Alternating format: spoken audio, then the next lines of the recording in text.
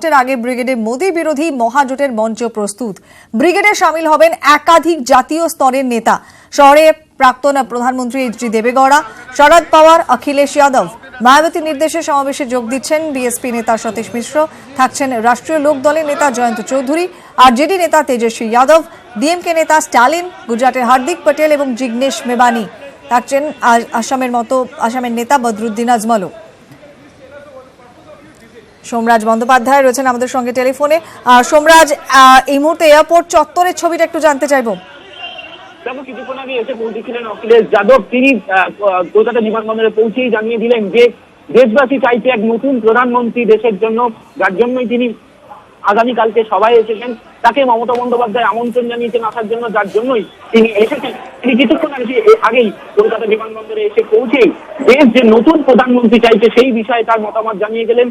কিছুক্ষণ বাদেই আবার আসবেন বিভিন্ন রাজনৈতিক নেতারা, যেটা এখনো পর্যন্ত জানা যাচ্ছে যে চন্দ্রবাবু নাইডু তিনি আসবেন রাত 8:30 নাগাদ। মল্লিকার্জুন খাড়গে, কংগ্রেসের বিরোধী নেতা পার্লামেন্টের, তিনি আসবেন রাত 11:30 নাগাদ। ইতিমধ্যে এসে পৌঁছেছেন শরদ পাওয়ার, আসবেন ফারুক আব্দুল্লাহ, আজকে আসার কথা আছে। ইতিমধ্যে এসে পৌঁছেছেন হেমন্ত সোরেন, ঝাড়খণ্ডের প্রাক্তন মুখ্যমন্ত্রী, আসার কথা রয়েছে যশবন্ত সিনহা, আসার কথা রয়েছে অজিত সিং, জয়ন্ত চৌধুরীর মতো নেতাদের, আসার কথা রয়েছে অরুণ সুরিয়া, আসার কথা রয়েছে গুজরাটের নেতা হার্দিক পটেল। তিনি কিছুক্ষণের মধ্যেই কলকাতা বিমানবন্দরে এসে পৌঁছবেন বলে আমরা জানতে পারছি।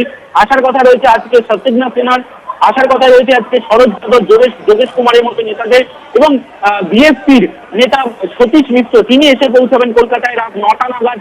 আসার কথা রয়েছে এম.কে স্টালিন, তিনি আসার কথা রয়েছে সন্ধ্যে 7টা নাগাদ। অর্থাৎ এখনো অনেক রাজনৈতিক নেতাদের আসার বাকি রয়েছে, যারা আগামীকাল ব্রিগেড সমাবেশে যাবেন।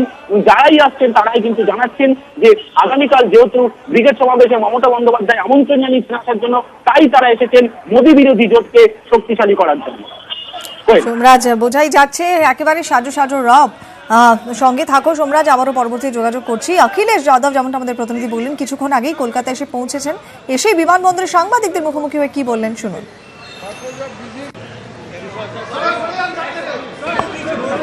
मैं आदरणीय ममता दीदी जी को बधाई देना चाहता हूं कि उन्होंने सभी नेताओं को बुला करके एक जनता और पूरे देश में संदेश भेजने का काम कर रही हैं, क्योंकि बहुत सारी बातें कल होनी हैं, लेकिन देश बदलाव चाहता है। देश चाहता है कि नई सरकार बने। आज की सरकार से, दिल्ली की आज की सरकार से किसान, गरीब, नौजवान, व्यापारी और हर वर्ग के लोग दुखी हुए, संकट में हैं। इसलिए मैं समझता हूँ आज बंगाल से और खासकर दीदी के यहाँ से जो संदेश जाएगा वो और जगह भी इसी तरह का बदलाव का संदेश होगा। देश नया प्रधानमंत्री चाहता है, देश नया प्रधानमंत्री का इंतजार कर रहा है। नहीं, ज़्यादा बता रहे हैं वो, उनका गणित ठीक होता है, लेकिन मैं मानता हूं कि 125 से काफ़ी नीचे आएंगे। ताकत को इकट्ठा करने का एक प्रयास है कि भारतीय जनता पार्टी जिस तरीके से वोटों का बिखराव करके अपनी पॉलिटिकल ब्रेड तैयार करता है, वो ना हो। Mamta ji requested me to, invited me to attend the rally. I will form my own party. I will form my own party. Mamta Banerjee is a great leader. She is a great leader. We have come here to support her and will fight for the democracy should be restored. Democracy should be restored.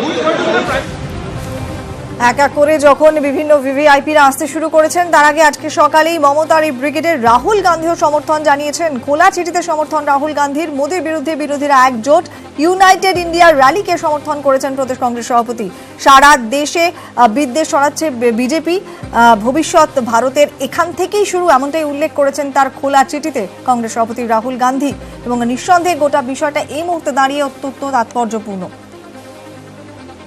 Sourav Guha রয়েছেন আমাদের সঙ্গে টেলিফোনে। সৌরভ, সকাল থেকে যে কথাটা হচ্ছিল, এই মুহূর্তে যা পরিস্থিতি, যেভাবে মমতা বন্দ্যোপাধ্যায়কে খোলা চিঠিতে সমর্থন জানিয়েছেন কংগ্রেস সভাপতি, এবং যেটা উল্লেখ করেছেন যে ভবিষ্যৎ ভারতের শুরু এখান থেকেই, সারা দেশে বিজেপি বিদ্বেষ ছড়াচ্ছে তা নির্মূল করে দিতে হবে, ইউনাইটেড ইন্ডিয়া র্যালিকে সমর্থন করেছেন, এবং যেভাবে মুখ্যমন্ত্রী মমতা বন্দ্যোপাধ্যায়কে সমর্থন জানিয়েছেন, এবং যেভাবে ভিভিআইপিরাও আসতে শুরু করেছেন আগামীকালের ব্রিগেড সভায় তারা বক্তব্য রাখবেন, সব মিলিয়ে গোটা বিষয়টা এই মুহূর্তে রাজনৈতিকভাবে কতটা তাৎপর্যপূর্ণ হয়ে উঠেছে? কেবল একটা কথাই বলা যায় যে 2019-এর আগে একটা যুদ্ধের পরিস্থিতি কার্যত তৈরি হয়ে গেছে। আজকে সকালবেলা রাহুল গান্ধীর এই চিঠি কার্যত রণডঙ্কা বাজিয়ে দিল। সব মিলিয়ে একটা কথা কিন্তু বলাই হচ্ছিল যে মহাগঠবন্ধন দিল্লিতে বিকল্প কি, সেই বিকল্পের ঘোষণা করবে ব্রিগেড। সেই বিকল্পের লক্ষ্যে যে মহাগঠবন্ধনের যে সমাবেশ রয়েছে আগামীকাল, তাতে কোন কোন মহল বলছিল যে কংগ্রেসকে ছাড়া এই মহাগঠবন্ধন কি শেষমেশ কার্যকরী হবে। 10 জনপদ কি বলছে এই মহাগঠবন্ধন নিয়ে?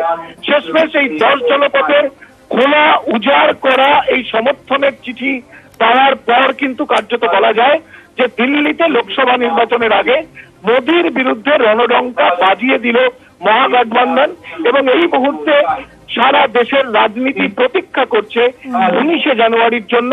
18ই জানুয়ারি থেকেই কিন্তু বলা যেতে পারে যে সেই বিকল্পের বার্তা কিন্তু আরো একবার স্পষ্ট হল। সৌরভ, আরেকটা বিষয় একটু স্পষ্ট করতে চাইবো, রাহুল গান্ধীর বক্তব্য তো নিঃসন্দেহে অত্যন্ত তাৎপর্যপূর্ণ, পাশাপাশি আমরা দেখলাম অখিলেশ যাদব তিনি ইতিমধ্যে পৌঁছেছেন এবং সাংবাদিকদের মুখোমুখি একদম নির্দিষ্ট করে উল্লেখ করলেন যে দেশ নতুন প্রধানমন্ত্রী চাইছে। আমরা এর আগেই দেখেছি যে অকংগ্রেসি অবিজেপি দলগুলো তারা একটা অন্যরকম প্ল্যাটফর্ম চাইছিল, সেক্ষেত্রে নতুন প্রধানমন্ত্রী কে হবেন না হবেন সে নিয়েও একটা কোথাও একটা আশঙ্কা দোলাচল এই বিষয়টা রয়েছেই। রাহুল গান্ধীর এই মুহূর্তের বক্তব্য এবং তারপর যেভাবে আজকে কলকাতায় এসে অখিলেশ যাদব নতুন প্রধানমন্ত্রীর কথা বলে গেলেন, সব মিলিয়ে গোটা বিষয়টা ঠিক কোন দিকে ইঙ্গিত করছে? কোয়েল, তুমি যদি তোমার নিশ্চয়ই মনে আছে যে মাত্র কয়েকদিন আগেই কিন্তু সপা এবং বসপা তারা কিন্তু লখনৌতে দাঁড়িয়ে একেবারে সারা দেশকে জানিয়েছে যে তারা একসঙ্গে ভোট করবে উত্তরপ্রদেশে। উত্তরপ্রদেশ যা জাতীয় রাজনীতির বলা যায় আতুর ঘর, জাতীয় রাজনীতির অন্যতম, জাতীয় রাজনীতি কোন দিকে প্রবাহিত হবে তা কিন্তু স্থির করে উত্তরপ্রদেশ, যেখানে 70% ভোট রয়েছে সপা এবং বসপার। সুতরাং তাদের মিলিত ভোট যে একটা নতুন দিক নির্দেশ করতে চলেছে তা কিন্তু কয়েকদিন আগেই স্পষ্ট করে দিয়েছিলেন অখিলেশ। সে কথাই আরো একবার ব্রিগেডে এসে কলকাতায় পৌঁছে তাদের দল মহাগঠবন্ধনের সঙ্গী হিসেবে যে দেশে নতুন প্রধানমন্ত্রী চাইছে সে কথা আরো একবার তিনি ঘোষণা করলেন। অখিলেশ যাদবের তরফে এই ঘোষণা নতুন কিছু নয়, তার অবস্থান পুরনো এবং নিজের অবস্থানের সপক্ষে ইতিমধ্যেই কিন্তু তারা একটা পদক্ষেপ গ্রহণ করেছেন। সব মিলিয়ে কালকে 19শে জানুয়ারি এই মহাগঠবন্ধনের সভাকে ঘিরে গোটা দেশ কিন্তু এই মুহূর্তে তাকিয়ে রয়েছে কলকাতার ব্রিগেডের দিকে। সৌরভ, আপাতত অনেক ধন্যবাদ, আবারও পরবর্তীতে যোগাযোগ করছি। ইতিমধ্যে ভিভিআইপিরা আসতে শুরু করেছেন, কলকাতায় এসে পৌঁছেছেন অখিলেশ যাদব, এইচডি দেবেগৌড়া এসছেন, গেগং আপাং রয়েছে, এসছেন শরদ পাওয়ার, আরও ভিভিআইপিরা পরবর্তীতে আসবেন, যেমন যশবন্ত সিনহা, অরুণ শৌরি, হার্দিক পটেল, শত্রুঘ্ন সিনহা প্রত্যেকেরই আসার কথা। এবং এই ভিভিআইপিরা কালকে ব্রিগেডে উপস্থিত থাকবেন, তারা বক্তব্য রাখবেন, ফলত কড়া নজরদারির আওতায় ইতিমধ্যেই ব্রিগেড, কারণ প্রত্যেকেই জেড প্লাস ক্যাটাগরি যারা আসতে শুরু করেছেন বাইরে থেকে ভিভিআইপিরা, ইতিমধ্যেই তার জন্য 200টি পুলিশ পিকেট, 6টি ওয়াচ টাওয়ার, 15টি বিপর্যয় মোকাবিলা দল, 15টি অ্যাম্বুলেন্স সেখানে মোতায়েন রয়েছে। সাদা পোশাকে গোয়েন্দাদের নজরদারি রয়েছে। ব্রিগেডের নজরদারিতে থাকবেন 8 জন ডিসি। ব্রিগেডের সভায় ড্রোনের নজরদারিও থাকবে। ভিভিআইপিদের জন্য বিশেষ নিরাপত্তা ব্যবস্থা হয়েছে। বাইরে থেকে আসা নেতাদের জন্য চপার, সভাতে পৌঁছতে দেরি হলে তাদেরকে চপারে নিয়ে আসা হবে সভায়।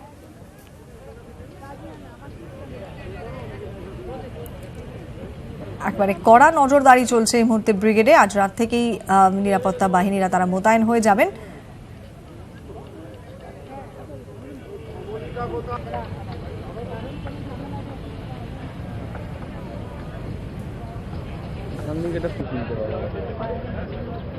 পুলিশের ব্রিগেডের মহাসমাবেশের একেবারে সভাস্থলের পাশের যে ওয়াচ টাওয়ার, সেই পাশের ওয়াচ টাওয়ারে আমি এখন রয়েছি। এই ধরনের ওয়াচ টাওয়ার আরও 6টি ওয়াচ টাওয়ারের ব্যবস্থা করা হয়েছে। এই যে দেখা যাচ্ছে ওয়াচ টাওয়ার, এই ধরনের আরও 6টি ওয়াচ টাওয়ার এই ব্রিগেড গ্রাউন্ডের বিভিন্ন জায়গায় বিভিন্ন প্রান্তে বসানো হয়েছে। এই যে দেখা যাচ্ছে এই ধরনের ওয়াচ টাওয়ার একেবারে 6টি নির্দিষ্ট জায়গায়, এই 6টি নির্দিষ্ট জায়গায় ওয়াচ টাওয়ার মোতায়েন করা আছে এবং এই ওয়াচ টাওয়ার থেকেই আগামীকাল পুলিশ কর্মীরা নজরদারি চালাবেন এবং সেখান থেকে দূরবীনের মাধ্যমে গোটা মাঠে নজরদারি চালানো হবে। এর পাশাপাশি এই যে দা 42 সহ যে বহুতলগুলি দেখা যাচ্ছে, সেই বহুতলগুলি থেকে আগামীকাল একেবারে পুলিশ মোতায়েন করা হবে এবং প্রত্যেকটি তলে পুলিশ কর্মীরা থাকবেন, যারা সরাসরি নজর রাখবেন এই যে সভাস্থলের উপর। সভাস্থলে যে হেভিওয়েট নেতা মন্ত্রীরা থাকবেন, তাদের নিরাপত্তার জন্য মূলত তাদের মোতায়েন করা হচ্ছে এবং সেখান থেকে দূরবীনের মাধ্যমে নজরদারি চালাবে এবং এর দায়িত্বে রয়েছে ডিসি কমব্যাট ফোর্সের। তারা সেই নজরদারি চালানোর পাশাপাশি কিন্তু এই গোটা সভাস্থলেও নজরদারি চালাবেন যে কোথাও যাতে কোনো রকম কোনো অপ্রীতিকর ঘটনা ঘটে না যায়। এর পাশাপাশি এই যে বিভিন্ন বাঁশের ব্যারিকেড দেখা যাচ্ছে, গোটা মাঠে একাধিক বাঁশের ব্যারিকেড দেখা যাচ্ছে। প্রত্যেকটি বাঁশের ব্যারিকেডেও সাধারণ মানুষের পাশাপাশি, অর্থাৎ যে সাধারণ মানুষ আগামীকাল আসবেন তাদের পাশাপাশি প্রত্যেকটি ব্যারিকেডে পুলিশ মোতায়েন করা হবে, যাতে কোনোভাবে কেউ একটি ব্যারিকেড থেকে অন্য ব্যারিকেডে না চলে যায় বা হুড়োহুড়িতে নেতাদের দেখতে তারা কোনোভাবে যাতে সামনের দিকে না চলে যায়। এবং এই যে গোটা ব্যবস্থা, সেই ব্যবস্থায় দেখার জন্য মোট 8 জন ডিসিকে দায়িত্ব দেওয়া হয়েছে, যারা এই গোটা সভাস্থলে, গোটা ব্রিগেড প্যারেড গ্রাউন্ডের যে সমস্ত পুলিশি ব্যবস্থা এবং সাধারণ মানুষের নিরাপত্তার জন্য যা ব্যবস্থা, তাতে নজরদারি চালাবেন। এর পাশাপাশি যেহেতু আগামীকাল জনসমাগম বা জনপ্লাবনে হতে পারে এমনটাই আশঙ্কা করা হচ্ছে বা এমনটাই ভাবা হচ্ছে, সেজন্য কলকাতা পুলিশের বিপর্যয় মোকাবিলা দলের 15টি টিম এখানে থাকবে, যারা এখানে নজরদারি চালাবে। এর পাশাপাশি এই জনসমাবেশের জন্য গোটা কলকাতায় 10,000 অতিরিক্ত পুলিশ মোতায়েন করা হয়েছে, যারা এখানে যে সাধারণ মানুষ আসবেন তাদের উপর যেমন নজরদারি চালাবে, তার পাশাপাশি এই জনপ্লাবনের যাতে কোনোভাবে যাতে কোনো যান চলাচলের সমস্যা না হয় তার জন্য কিন্তু ট্রাফিক পুলিশের তরফ থেকে আলাদা ব্যবস্থা করা হচ্ছে, এমনটাই কলকাতা পুলিশ সূত্রে খবর। ক্যামেরায় সুরজ প্রসাদ গুপ্তার সঙ্গে সুজয় পাল, নিউজ 18 বাংলা, কলকাতা। দুর্গাপুরের বীরভানপুরের দামোদরের তীরে তৈরি হয়েছে দামোদর রিট্রিট। 1999 সালে তৈরি হওয়া দ্য রিভেইরা রিসর্টটিকে সংস্কার করে সাজিয়ে তুলেছে রাজ্যের পর্যটন দপ্তর। এরপরই নাম হয়েছে দামোদর রিট্রিট। রিসর্টে থাকছে গ্রাম বাংলার প্রতিচ্ছবি, সুইমিং পুল, রেস্তোরাঁ। পর্যটকদের কথা মাথায় রেখেই উদ্যোগী রাজ্য সরকার।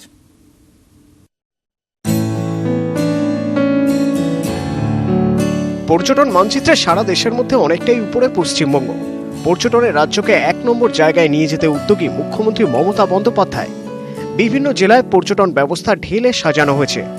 দুর্গাপুরকে কেন্দ্র করে আশপাশের জেলা যেমন বীরভূম, বাঁকুড়া, পুরুলিয়ায় পর্যটনকে চাঙ্গা করতে চাইছে রাজ্য সরকার।